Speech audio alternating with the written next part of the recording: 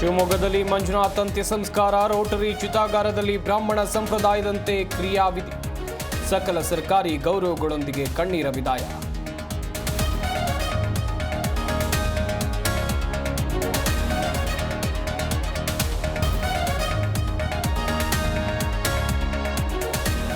ಹೆಬ್ಬಾಳದಲ್ಲಿ ಭರತ್ ಭೂಷಣ್ ಅಂತ್ಯ ಸಂಸ್ಕಾರ, ಒಕ್ಕಲಿಗ ಸಂಪ್ರದಾಯದಂತೆ ನೆರವೇರಿದ ವಿಧಿವಿಧಾನ.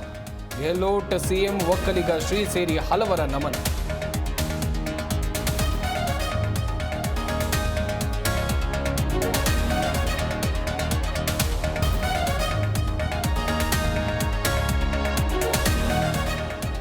ನೂರ 74 ಕನ್ನಡಿಗರು ಸುರಕ್ಷಿತವಾಗಿ ವಾಪಸ್, ಉಳಿದವರನ್ನ ಕರೆತರೋಕೆ ಅಧಿಕಾರಿಗಳಿಗೆ ಜವಾಬ್ದಾರಿ.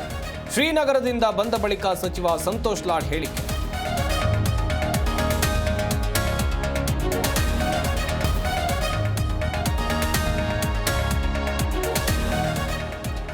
ಶ್ರೀನಗರ ದಾಳಿ ಖಂಡಿಸಿದ ಸಂಪುಟ ಸಭೆ, ಉಗ್ರ ಕೃತ್ಯಗಳನ್ನು ನಾವು ಸಹಿಸೋದಿಲ್ಲ, ತಕ್ಕ ಉತ್ತರವನ್ನ ಕೊಡಬೇಕು. ಚಾಮರಾಜನಗರದಲ್ಲಿ ಸಿಎಂ ಸಿದ್ದರಾಮಯ್ಯ ಹೇಳಿಕೆ.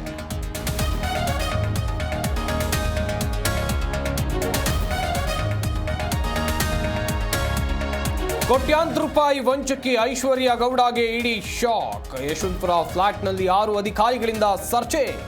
ಶಿಲ್ಪಾ, ವಿನಯ್ ಕುಲಕರ್ಣಿ ನಿವಾಸದಲ್ಲೂ ಶೋಧ.